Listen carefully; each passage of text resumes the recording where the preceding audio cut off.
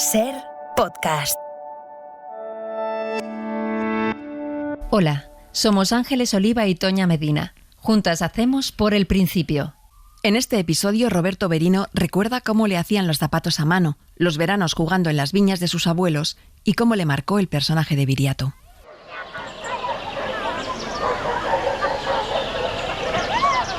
Siempre había estado en todos los ámbitos en donde estaba vinculado, pues era el capitán del equipo, era el capitán de la banda, que teníamos bandas de nuestras zonas para, bueno, pelearnos con los de zonas vecinas.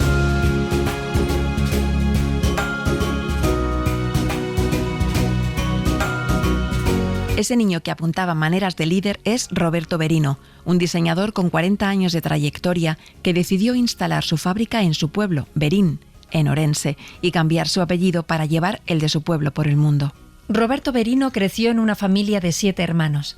Sus padres tenían un almacén de calzado y sus abuelos unas viñas en las que se sentía feliz. Dibujaba bien y en París encontró su vocación.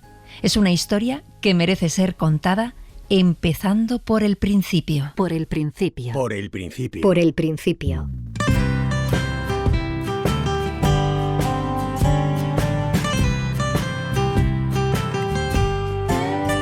Manuel Roberto Mariño nació en Verín, al sureste de la provincia de Orense. Mis padres son oriundos de una población también muy interesante, que es Ferreira de Pantón, en la que yo pasé también mucho tiempo, porque se vinieron a vivir a Verín para hacerse cargo de una zona de distribución donde otros tíos míos también llevaban la misma actividad y entonces se repartían el mercado, un poco para dar servicio, en este caso pues a los zapateros, que en aquel entonces todos los zapatos prácticamente se hacían a medida. Yo recuerdo perfectamente cómo ponías el pie en un papel, te sacaban la horma y te hacían el zapato, ¿vale? Mis padres lo que tenían era un almacén en donde vendían todos los productos vinculados a la producción de ese calzado que se hacía de forma artesanal. Pues desde la parte exterior del calzado, las gomas, las suelas, los contrafuertes que se llamaban, en fin, todos los elementos que de alguna manera contribuyen a hacer un zapato. Y eso había distintos zapateros, era un oficio que estaba muy extendido.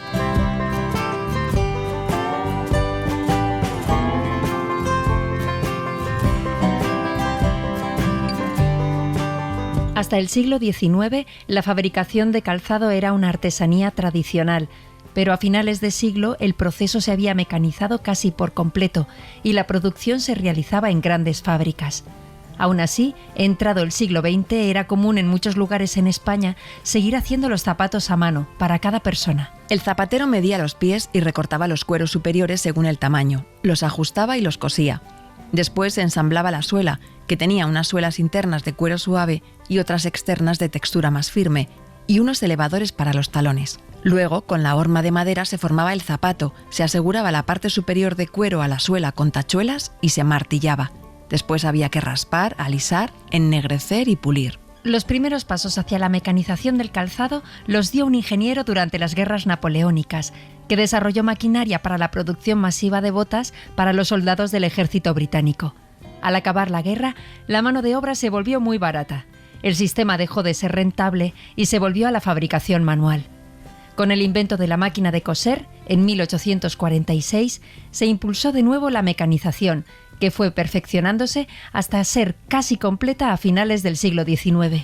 Los zapateros tradicionales que crean zapatos personalizados todavía existen hoy, especialmente en las partes más pobres del mundo. Por otra parte, el consumo de lujo ha hecho que resurjan zapateros que fabrican calzado a mano a precios desorbitados. Y había zapateros en Verín y en todas las poblaciones, desde Verín prácticamente hasta Puebla de Sanabria, que era el Puebla de Sanabria o Viana do Bolo, que era el territorio asignado a la venta en este caso de mis padres, porque había que, insisto, dar ese servicio a tanta gente y eso, bueno, pues parece que no, pero era una actividad muy, muy importante e interesante.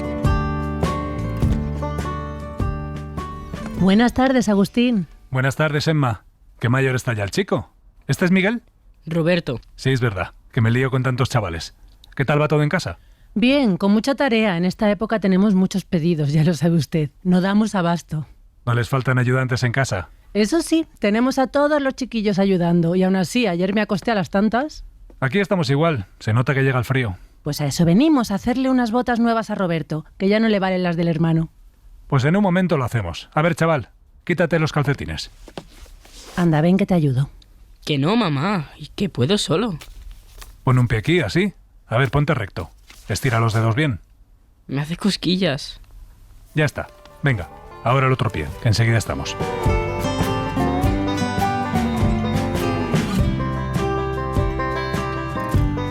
Si íbamos al zapatero, teníamos uno justo al lado de casa, se llamaba Agustín, tenía 8 personas trabajando para él y la fórmula era muy sencilla.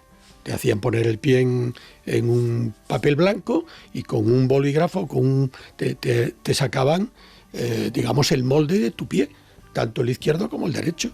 Eso le servía para que cogieran la horma, que era un elemento de madera macizo, sobre lo cual poner la parte exterior del zapato, que era el corte que se llamaba, el corte del zapato, que era de piel.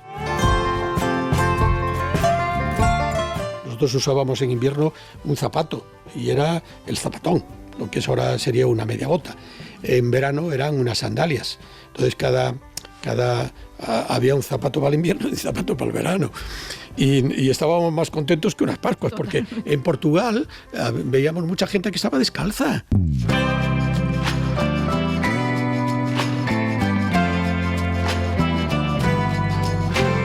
Verín es la villa central de la comarca del Valle de Monterrey, cerca de la frontera con Portugal.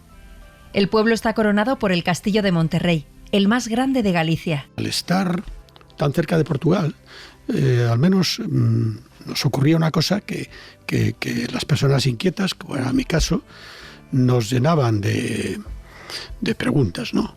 Porque teníamos una vinculación muy cercana con las, digamos, personas de Portugal con las que teníamos buena relación, porque al final la frontera está a menos de 17 kilómetros. La población más importante, que es Chaves, está realmente a 25, con la que manteníamos muy buena relación, hasta el punto de que hacíamos competiciones de fútbol que, como bien podéis imaginar, eran internacionales.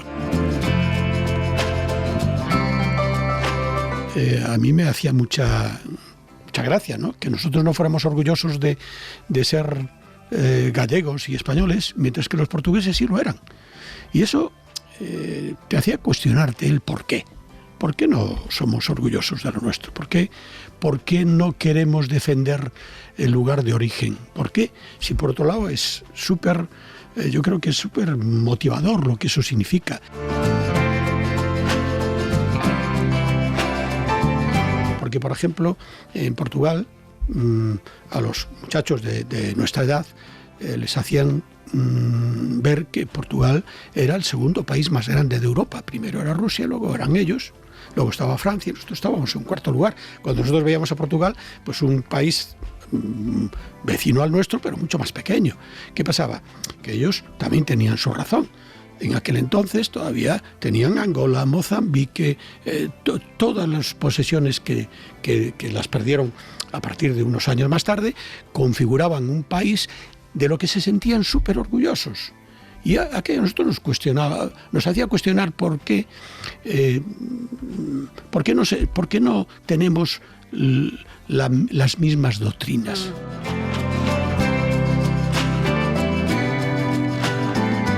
Creo que es uno de los grandes problemas que tenemos en este país, que nos sentimos orgullosos de donde somos.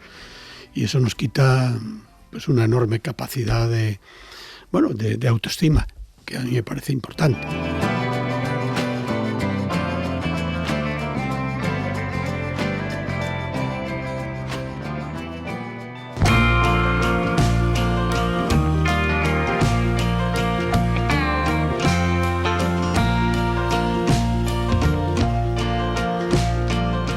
Roberto Berino tiene grabado el nombre de un profesor que les hizo pensar sobre el orgullo de ser de Berín. Don Jesús Taboada Chivite.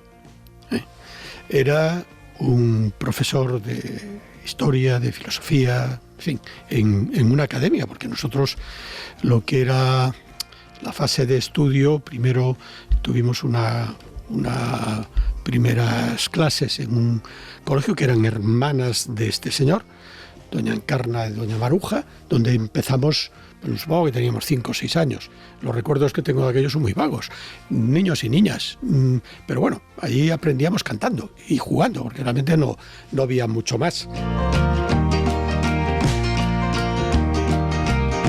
Luego pasamos al colegio de los hermanos de las escuelas cristianas. Afortunadamente había un buen colegio con pues una vinculación religiosa grande, pero bueno,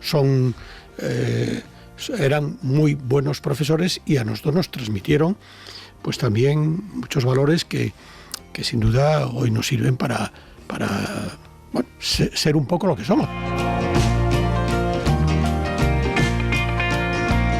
Que la academia, donde luego yo me encuentro con ese maestro, porque más que un profesor era realmente un maestro de la vida, que nos hacía entender que teníamos que ser absolutamente orgullosos de ser de Berín, porque en Berín había nacido Viriato.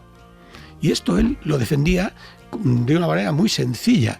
En aquel entonces él nos decía que a los personajes en la época de los romanos se les conocía o se les ponía el nombre en función del lugar donde habían nacido. Entonces él decía Viriato in Viria natus. Antiguamente Berín se llamaba Viria, de hecho el escudo de nuestra población todavía así se mantiene, Viria. Y él decía, es que no hay argumento más potente y más rotundo que el de que su nombre estuviera vinculado a su lugar de nacimiento.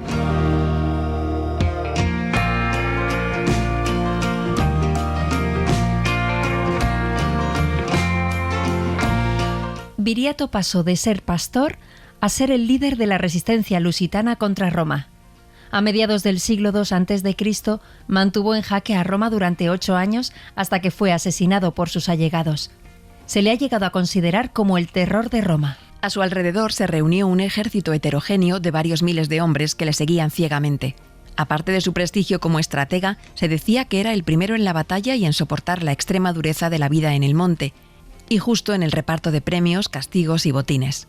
Viriato derrotó a todos los gobernadores que Roma envió contra él. Forzó un tratado de paz con el pueblo romano. El Senado lo ratificó y declaró a Viriato amigo de los romanos. Pero en el 139 a.C., Viriato fue asesinado por 3 de sus lugartenientes, comprados por el gobernador romano Servilio Cepión. Él era pastor lusitano, que luego se enfrentó de forma muy exitosa a un ejército tan valeroso como el romano. Pues hicieron de él un mito increíble, que a mí me sirve muy mucho para decir, oye, yo si tengo algo de guerrero, yo creo que se lo debo a él. Y por supuesto a don Jesús Taboada, que nos hizo entender lo importante que es de verdad sentir lo que significa la tierra donde nacemos, lo que significan los años de adolescencia, para luego intentar, a ser posible, seguir siendo felices, ¿no?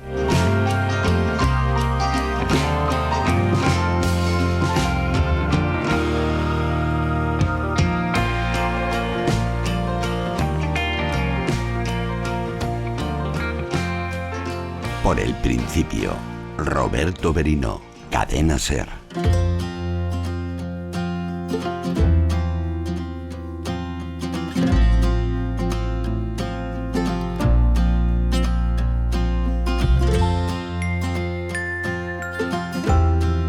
La madre de Roberto Berino se llamaba Emma y, como el padre, José, provenía de Ferreira de Pantón, una aldea de Lugo. Toda una mujer, yo te diría que más moderna, imposible. Entusiasta de la vida, capaz de buscar siempre lo mejor para todos, defensora de lo que a mí me parece que me quedó muy arraigado, ¿no? Que es que cuando tú buscas el bien general, todos salimos beneficiados. Entonces, mi madre, que además de 7 hijos, fue capaz de estar colaborando estrechamente con mi padre para sacar adelante la familia. Ella era, de las que se multiplican con la intención de que tuviéramos lo mejor siempre. Pero lo mejor no era tener más, sino tener lo que de verdad entendían que valía la pena. Hola, mamá. Hola Roberto, ¿qué tal en el colegio? Muy bien. Don Jesús nos ha estado hablando de Viriato. ¿De Viriato? Sí, un guerrero que luchó contra los romanos y les ganó. Hola, hijo. ¿Qué cuentas de los romanos? Viriato, que ganó a los ejércitos romanos, les hacía emboscadas increíbles y siempre ganaba, papá. Pero ese no era portugués. Que no, que don Jesús nos lo ha explicado. Era de Berín. Por eso se llamaba Viriato, Berín, Viriato. La gente no lo sabe, pero era del pueblo.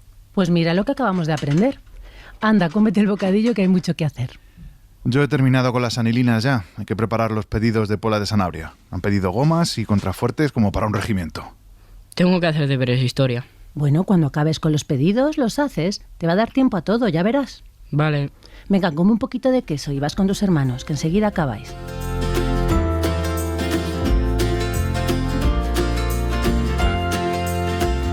De hecho, nos enseñaron también que después de salir del cole, si había trabajos que hacer para la actividad profesional a la que ellos se dedicaban, que en algún momento había que hacer unos preparados de anilina, que era con lo que se limpiaban los zapatos, pues tenían que hacer pedidos para transmitirse, para vendérselos a otros lugares.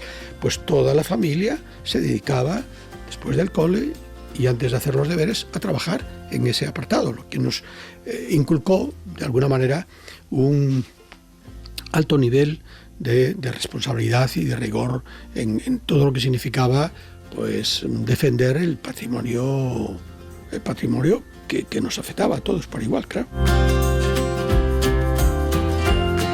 Pero había un buen contrapunto entre mi padre y mi madre. Él era muy entusiasta y ella era mucho más pragmática. Yo creo que ahí había un equilibrio que hacía posible que la convivencia en casa y en el entorno profesional y en el entorno familiar fueran muy, muy atractivos. Obviamente, yo recuerdo alguna vez que lo sentíamos discutir, seguramente discutían por nosotros, ¿no? Porque siempre éramos los que le dábamos dolores de cabeza, ¿no? Pero sin duda ninguna quien llevaba los pantalones era mi madre, ¿eh? Eso que quede claro. No había nada que discutir. Pero al final mi padre se acababa aceptando que sí, como muchos de los hombres que creen que mandan ellos, quienes mandan son las mujeres.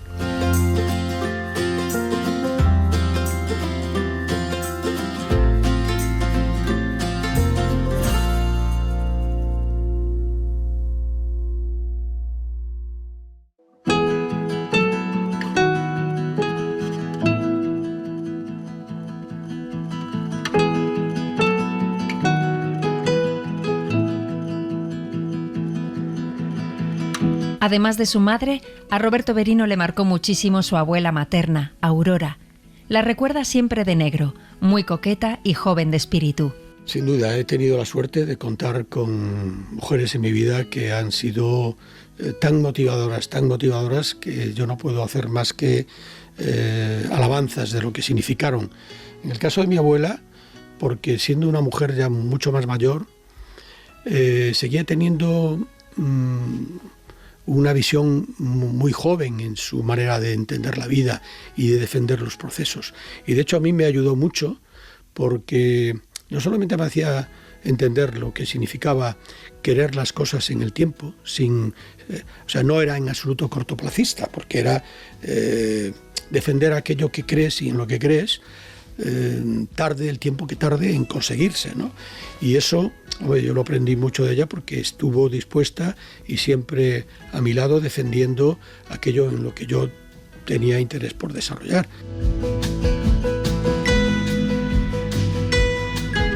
Y ella no lo iba a poder ver realizado porque se murió con 98 años, afortunadamente llena de salud y de conocimiento, pero era imposible que ella pudiera visionar cosas que tardarían 10, 15 o 20 años más.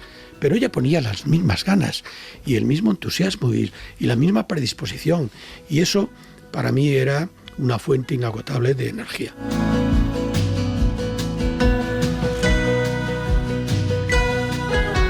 Yo nunca la he visto que no estuviera súper bien vestida y sobre todo súper arreglada de pelo y de cara. Es cierto que entonces no se maquillaban, no se ponían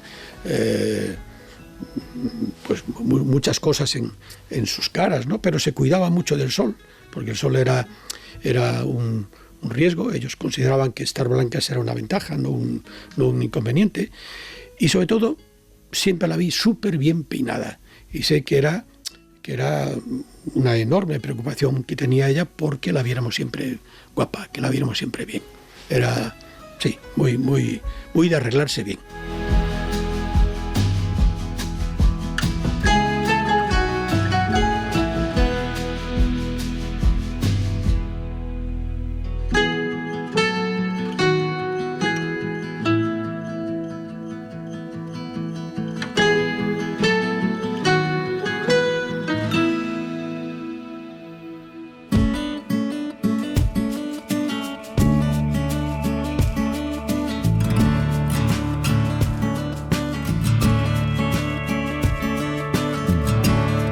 Roberto Berino y sus amigos del pueblo vivían en la zona de la Merced. Les gustaba ir al castillo de Monterrey a jugar. Para eso tenían que pasar por la zona de San Lázaro, donde había otra banda de chavales con la que se peleaban. Sí, a pedradas y a leche limpia. Unas veces ganaban unos, otras veces ganaban otros. Pero bueno, aquello también nos motivaba, ¿eh? Quiero creer que éramos bastante brutos entonces. Y bueno, eso lo hemos moderado un poquito. Las casas estaban abiertas. Las calles eran nuestros lugares de juego. Teníamos además prácticamente al lado de casa una plaza, la Plaza de la Merced, que era un espacio súper importante para montar partidos de fútbol, ¿no? O sea que teníamos ventajas.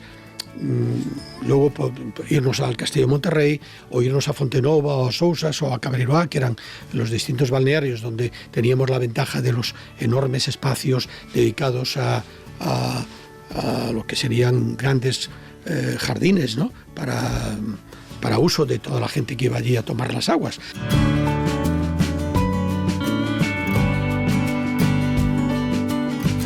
Orense es una zona de aguas termales.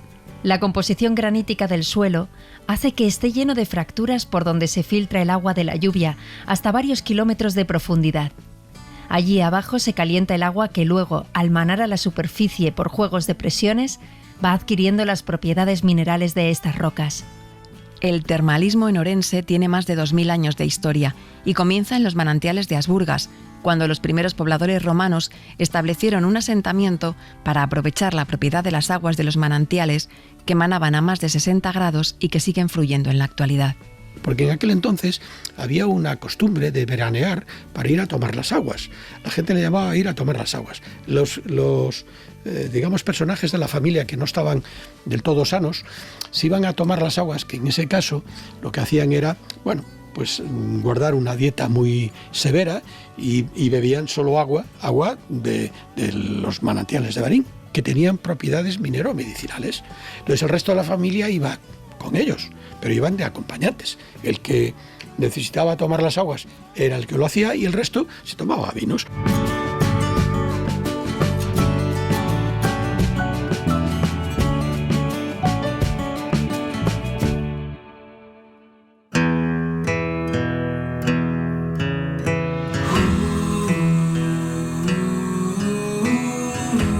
Roberto Berino era el tercero de 7 hermanos.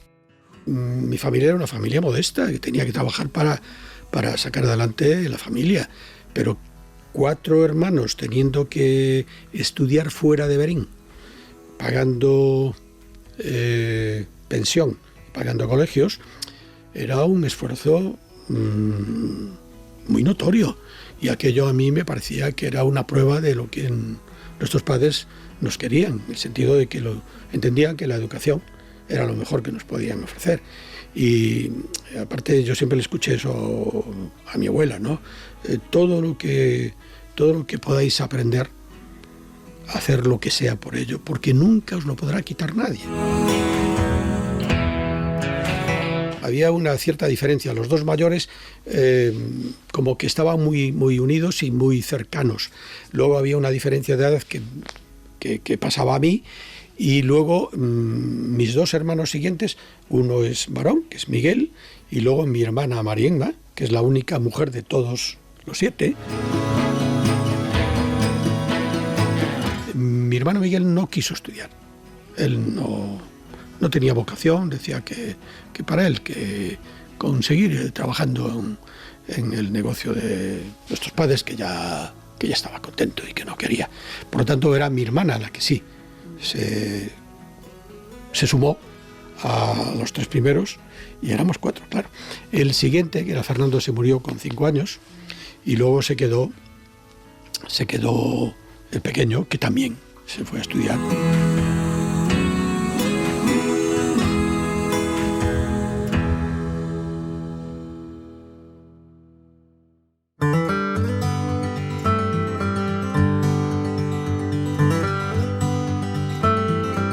La familia pasaba los fines de semana y todos los veranos en Ferreira de Pantón, el pueblo de origen. Pues era un objetivo, irnos a Ferreira de Pantón, que son 105, 110 kilómetros.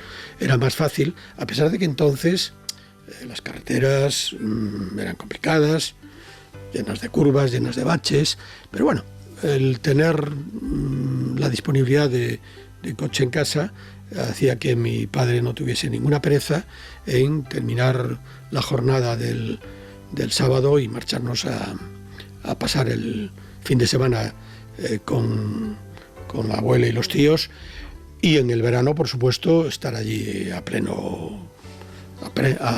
en plena libertad.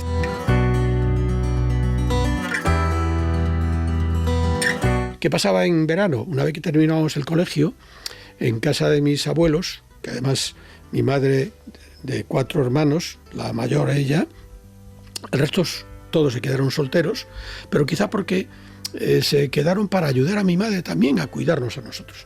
Entonces nosotros en terminado el colegio nos íbamos a pasar todo el verano allí.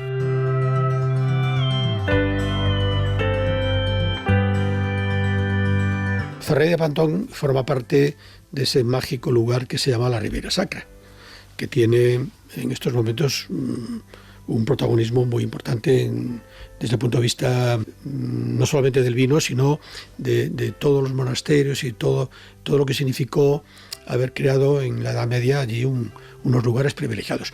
Al final, los curas siempre supieron elegir muy bien dónde iban a vivir, y entonces todos esos terrenos idílicos forman parte de lo que se denomina la Ribeira Sacra.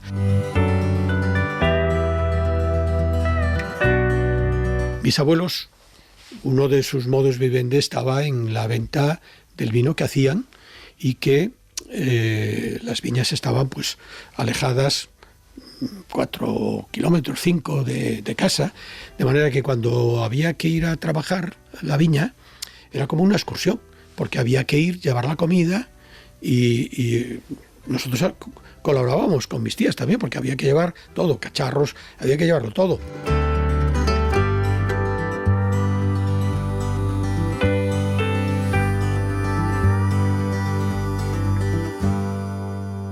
Por el principio, Roberto Berino, Cadena SER.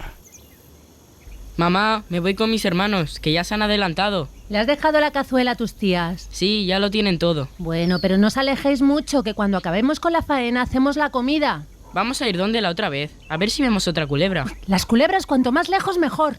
Cuida a los pequeños, Roberto, que cuando venimos a las viñas al final nos vemos el pelo. Que sí, papá. Miguel, esperadme.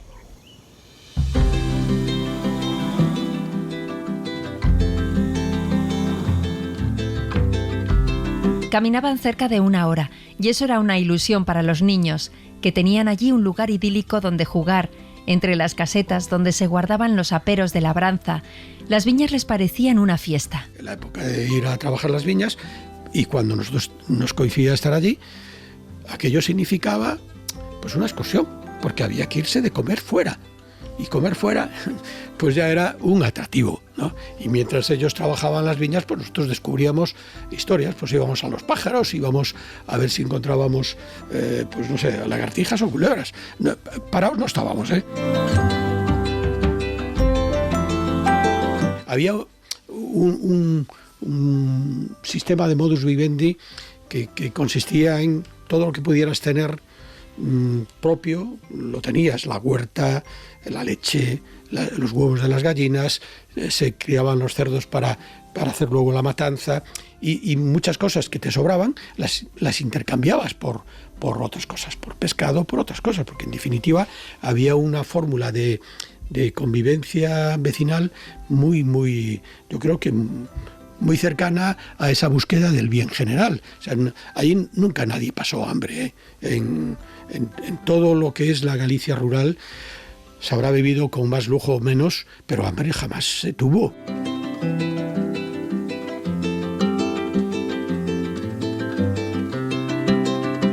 Roberto Berino recuerda el olor de la siega y también el del pan que se hacía en casa.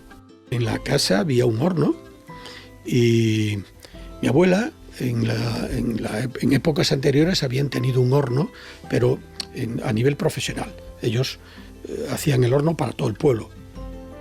Luego, una vez que se casó, pues yo creo que aquello lo dejó. Bueno, durante la guerra todavía lo tuvieron, que fue también una gran ventaja, porque yo recuerdo que mi madre nos decía que sus vestidos estaban hechos con los tejidos, o sea, con los sacos de la harina. O sea, se aprovechaba todo, ¿eh? Y tener panadería en casa significaba, pues, que no te faltara el pan y además tener los sacos para poder deshacerlos y montar con ellos los vestidos para ellas, sobre todo, porque eran 4, había un hombre y 3 mujeres.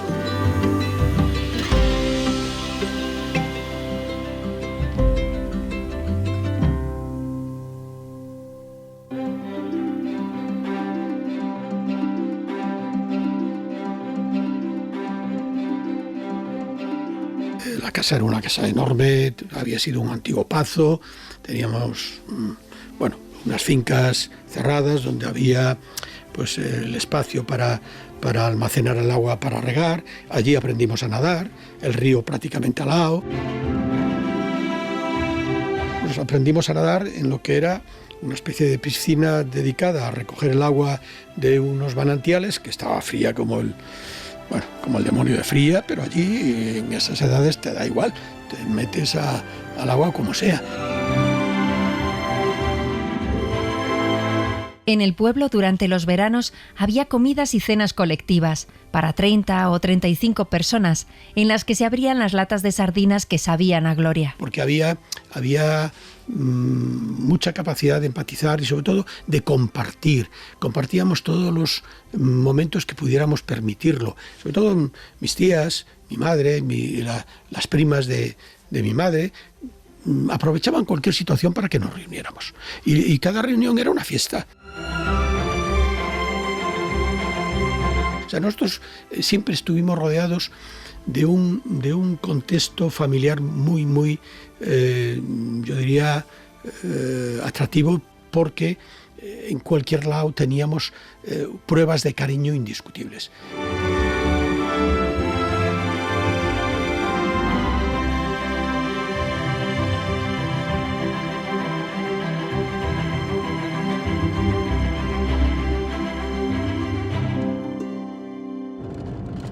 ¿Cuándo llegamos? Roberto, me lo has preguntado hace 5 minutos. Llegamos cuando lleguemos. Esa no es una respuesta. Yo quiero llegar ya. Pues hay que tener paciencia, que todavía nos queda camino. ¿Por qué no te duermes como tus hermanos? No tengo sueño. Estoy muy nervioso por llegar al mar. Tranquilo, cielo, en 1 hora más llegamos y ya verás qué bonito es. No hay nada igual. ¿Es más grande que las viñas de los abuelos? Uy, muchísimo más. Ya te conté que el mar es tan grande que la vista no alcanza a ver el final. Es infinito. ¿Infinito como el universo? Pues casi, cariño. Es enorme y lo mejor es el color, porque a veces es azul y otras veces es casi verde. Eso no puede ser. Las cosas no cambian de color, solo los camaleones, que lo he visto en el libro de naturales. Eso es porque no has visto el mar aún. Ya verás. Vale, pero ¿cuándo llegamos? Un verano sus padres llevaron a los hijos a conocer el mar. Fue en la playa de la Lanzada, en la ría de Pontevedra. Mi padre había podido conseguir comprar un coche, era un Citroën, un 11 ligero, era un cochazo, pero un cochazo que tenía de entonces, o sea, cuando él consiguió comprar ese coche ya venía súper rodado, creo que tenía 14 años cuando lo consiguió, o sea que imagínate. Pero bueno, para nosotros nos parecía que estaba nuevo, y estaba nuevo. De hecho, yo acabé rompiéndolo después de muchos años. Y esa excursión a la Lanzada fue una excursión inolvidable, porque el mar, que parece que está tan cerca y sin embargo no lo habíamos podido ver nunca más, o sea, hasta entonces no lo habíamos podido ver.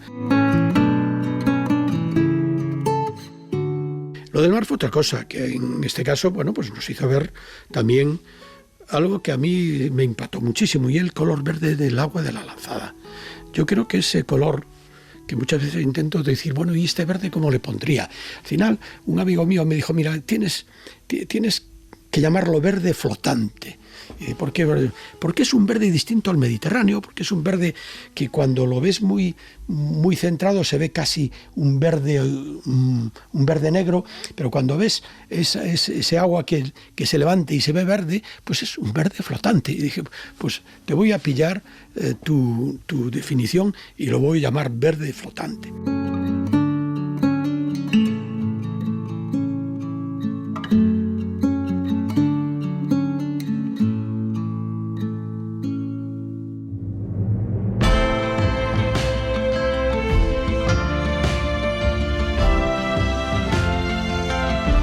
Roberto se apellida Mariño y para él ese apellido está ligado a la historia de las sirenas. A los mariños nos llamaban hijos del mar, porque eran los hijos que tenían los marineros con las mujeres de las localidades costeras, ¿no? Pero eso es lo convencional y lo menos atractivo. Pero sin embargo, el que un capitán se enamorara de una sirena y que de ese amor naciese el primer mariño, pues nos parecía que era la forma más atractiva de contar algo que era muy de verdad. Porque no podemos negar que además en Galicia hay una realidad que yo creo que nos define y nos defiende. Las mujeres en Galicia nunca han tenido problemas por ser madres solteras. A mí me parece que es algo que les marca mucho sus caracteres. O sea, hay tanta capacidad de creer en lo que son y lo que hacen, que si desean tener un hijo, aunque no estén casados, lo tienen.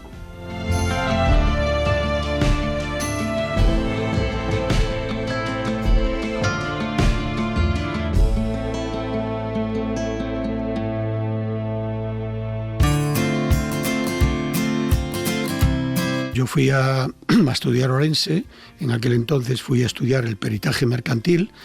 Ya sabes que normalmente cuando uno no tiene muy claro la vocación para lo que puede estudiar, te dejas aconsejar por los familiares que tienen pues quizá más conocimiento, y a mí me habían dicho que yo me tenía que parecer a mi bisabuelo, que había sido un hombre muy emprendedor, y me parecía que veían en mí pues dotes de cierta jefatura, ¿no?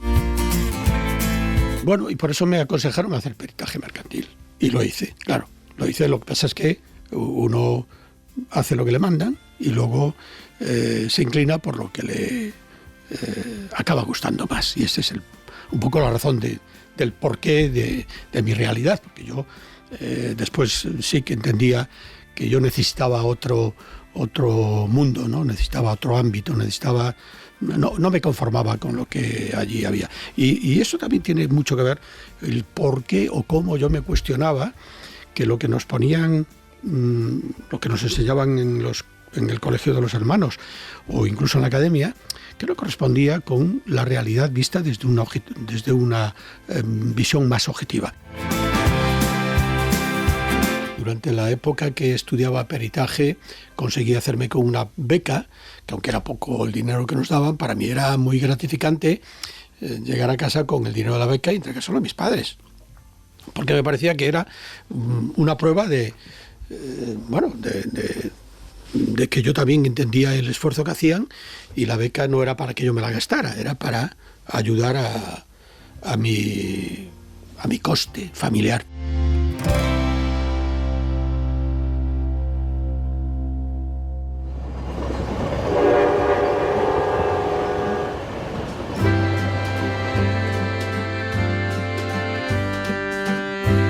Durante sus estudios de peritaje en Orense, Roberto Berino tuvo una profesora que marcó su destino.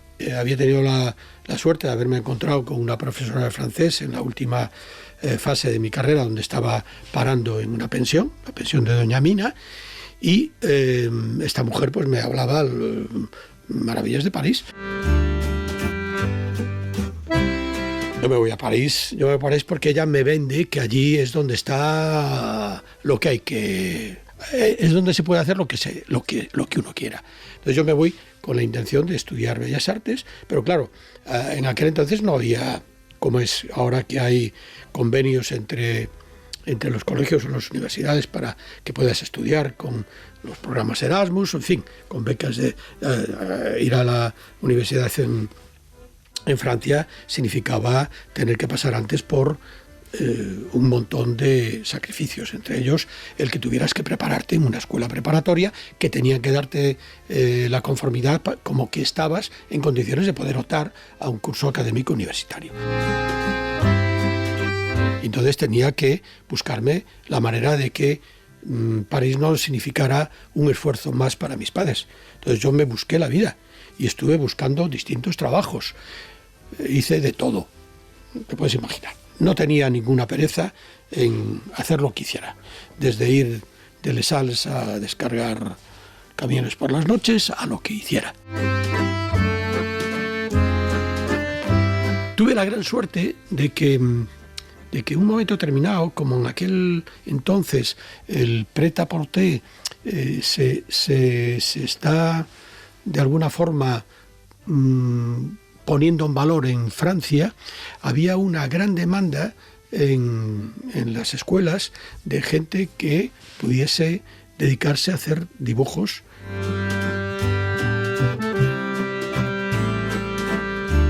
Y ayudara a las empresas a resolver ese problema que era elemental, ¿no? Hacer dibujos para plasmarlo en figurines y eso sí sirviera para el patronaje, en fin, es la fórmula convencional del trabajo en plan industrial.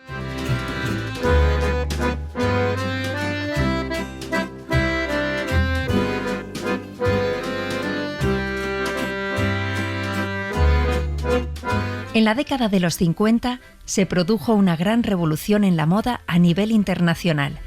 En plena posguerra europea, pocos clientes se podían permitir un diseño a medida, y la alta costura, sin llegar a desaparecer, fue poco a poco desplazada por el prêt-à-porter. El término prêt-à-porter fue acuñado por el diseñador de moda italiano Pierre Cardin. Literalmente significa listo para llevar.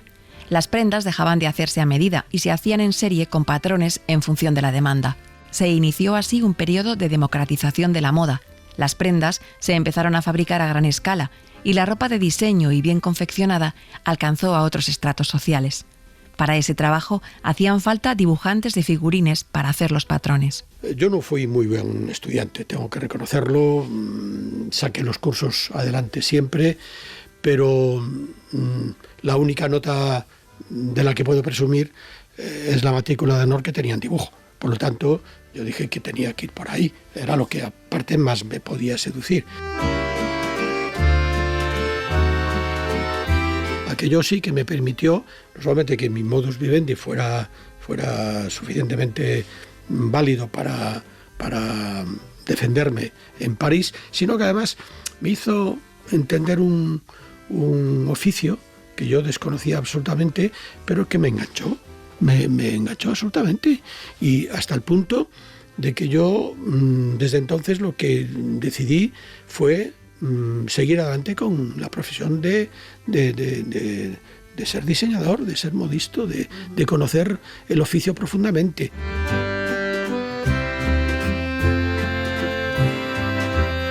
Por el principio, Roberto Berino, Cadena SER.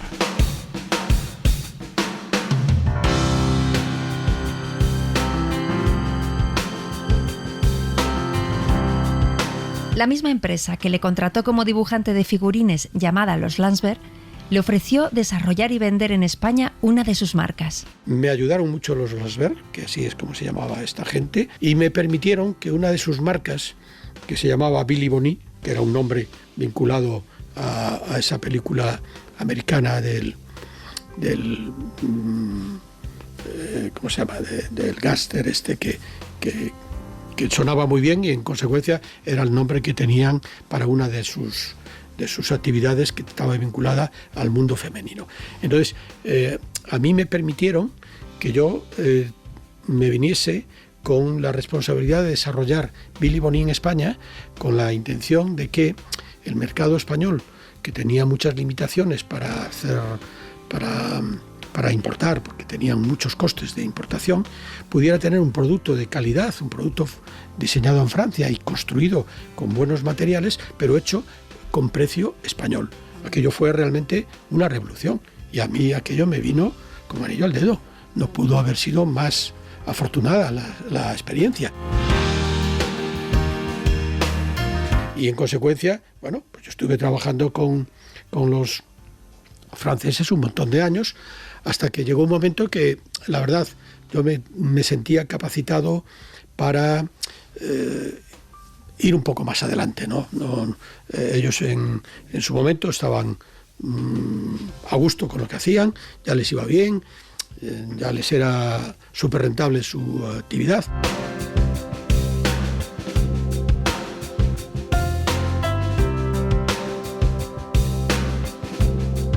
Roberto Berino tuvo claro dónde quería que estuviera ubicado su proyecto, en su pueblo. A pesar de que era una zona donde en aquel momento las carreteras eran malas, los medios de comunicación precarios y hasta el teléfono y la luz fallaban. Las posibilidades de ocio eran muy limitadas y a Berino le tocó hacer un gran esfuerzo para conseguir profesionales de talento, ofreciéndoles buenas condiciones para que se quedaran en Berín y poder generar nuevas vocaciones.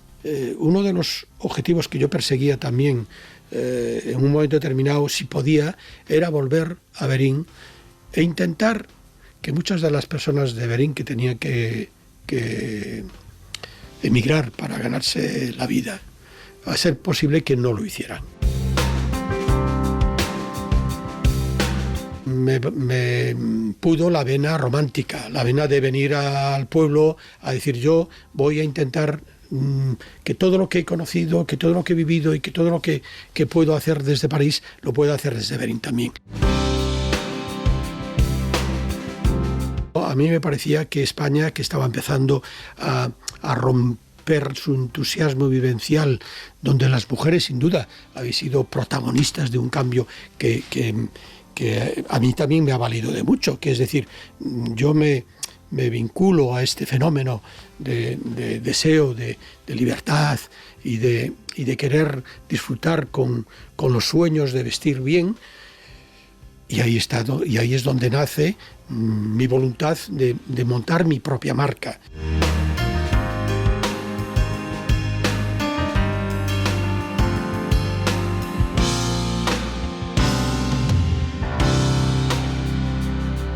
Y esa marca no fue la de su apellido, fue la de su pueblo. Cuando yo empecé a defender lo que iba a ser mi marca, yo preferí, en lugar de Mariño, que la ñ en el mundo anglosajón no se utiliza, entonces sería Marino o Marinó, dependiendo a mí en Francia me llamaban Marinó.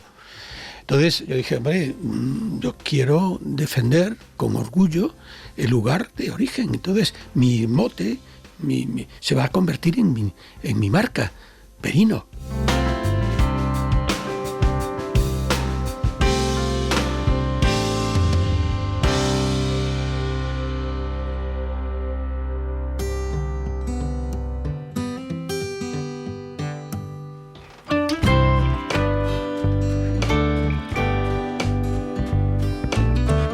Roberto Berino sigue teniendo presente el niño que fue. Creo que sigo siendo el mismo niño, pero con con más conocimiento, porque yo sigo siendo un niño grande.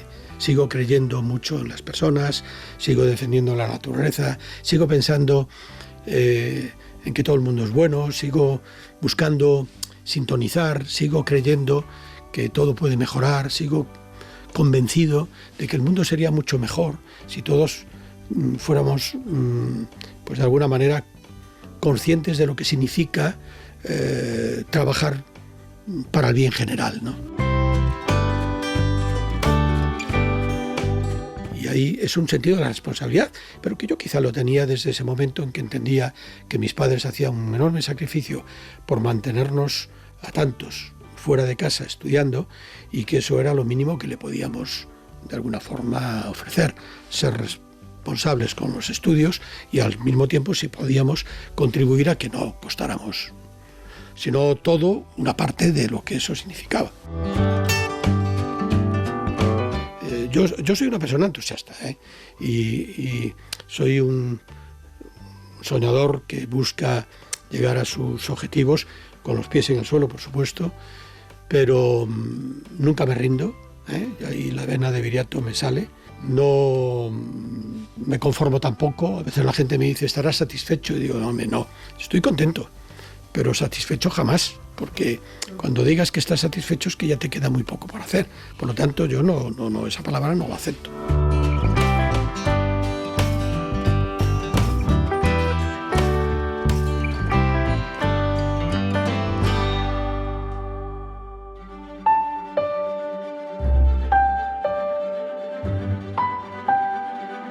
Por el principio, Roberto Berino. Dirección, realización, guión, montaje y locuciones, Ángeles Oliva y Toña Medina. Producción, Matilde Suárez. Técnico de grabación, Alicia Molina y María Jesús Rodríguez. Interpretación, Eli Zapata, Javier Laorden e Iván Villanueva. Con la colaboración especial de Gerard Merino.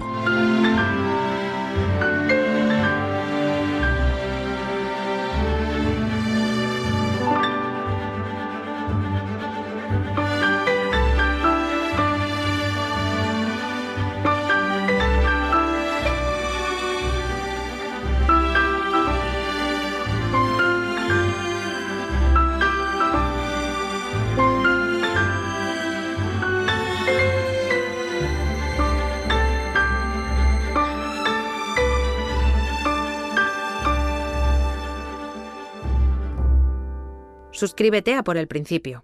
Todos los episodios y contenidos adicionales en la app de Cadena SER y en nuestros canales de Apple Podcast, Spotify, iVoox, Google Podcast y YouTube. Cadena SER. La radio.